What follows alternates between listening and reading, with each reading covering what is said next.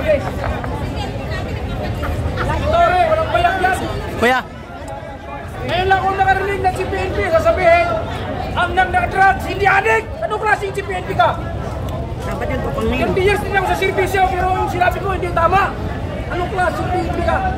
PNP chief, sasabihin mo sa buong Pilipinas na nag-drugs, hindi adik. Anong klase kayo?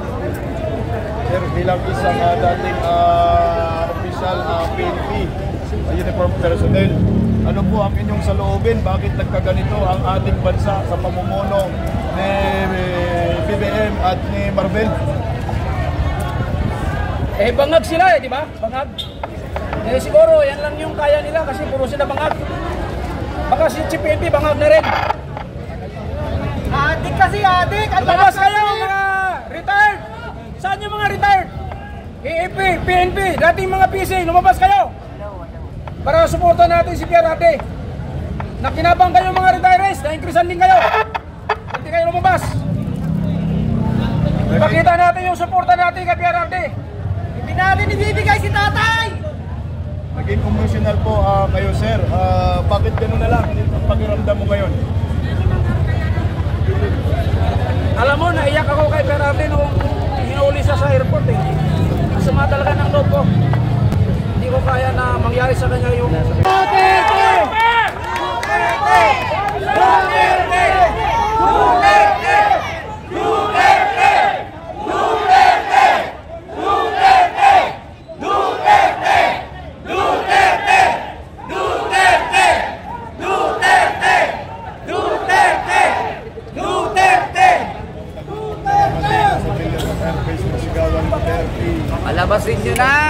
أعوذ بالله من الشيطان الرجيم بسم الله الرحمن الرحيم الحمد لله رب العالمين الرحمن الرحيم مالك يوم الدين إياك نعبد وإياك نستعين اهدنا الصراط المستقيم صراط الذين أنعمت عليهم غير المغضوب عليهم ولا الضالين آمين يا الله ingin mo panalangin namin nagsama-sama kami lahat sa mga anak mo. Magkaiba-iba ng aming mga relihiyon. Kami yung kakasama dito para mapagsakin ang Marcos administrasyon dahil sa kanyang pagdanakaw. Palayain natin! Palayain niyo po! Ya Allah, Rabbil Alamin! Allahu Akbar! Amin! Nakikiusap po kami sa iyo, Ya Allah, Rabbil Alamin! Ang tatay ko namatay para sa iyo, Tatay Digo! Ya Allah, Rabbil Alamin! Palayain mo si Tatay Digo! Siya po ang nag-alaga sa aming mga Muslim! Siya na po yung nag-iisang nagbigay sa amin ng bar ng BIMF sa tagal-tagal ng panahon! Wala akong nagbigay ng presidente na nagbigay ng totoong autonomy sa aming lugar! Sa tagal-tagal ng panahon, maraming mga dugot buhay ang namatay dahil sa pinagalaban namin kalalaan. Binigay ni Tatay Digong yun.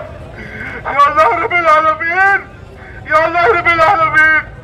Huwag niyo po sana pababayaan na makuha siya ng mga iblis, ng mga saitan na nanilirahan sa Malacanang na ang kanyang sundalo na si Tore!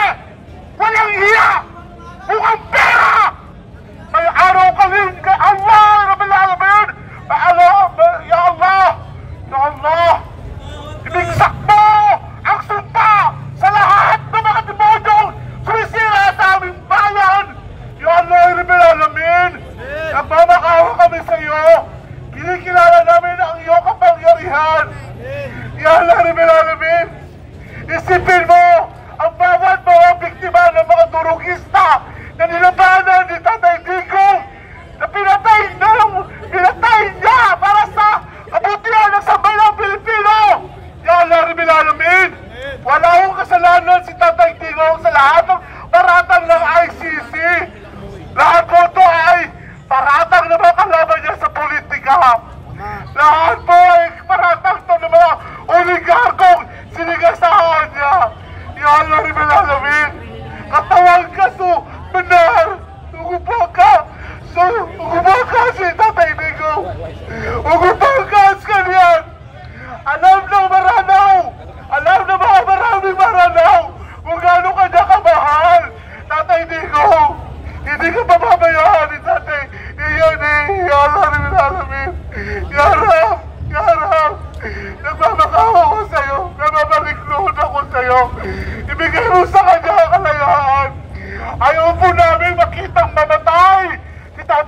ko, ang lahat ng world leader na kilala sa dahig ay lahat ay mga namatay!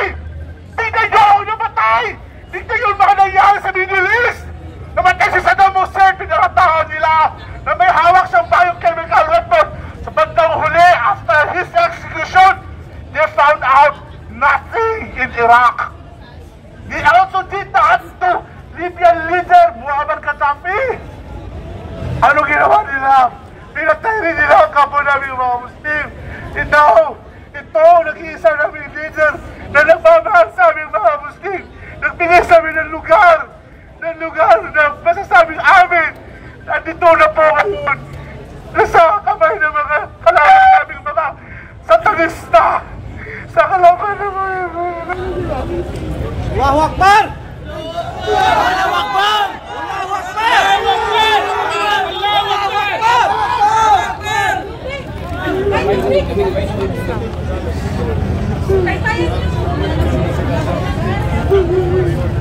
Ito po ito sa Billboard Airways.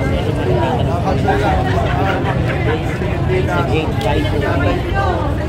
Gate 5 and gate 4.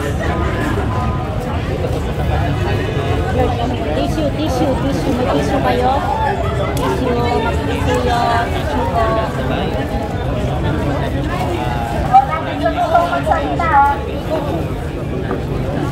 Yan ang kababayan nating Muslim na talaga naman guys. Nagkikisa para suportahan. Bakit Pangulo sa ikauunlad at ikatahimik ng ating bansa? Amang Diyos, tawa, patuloy mo. Amang Diyos, nawa ay patuloy na malakasin ang sambayan ng Pilipino.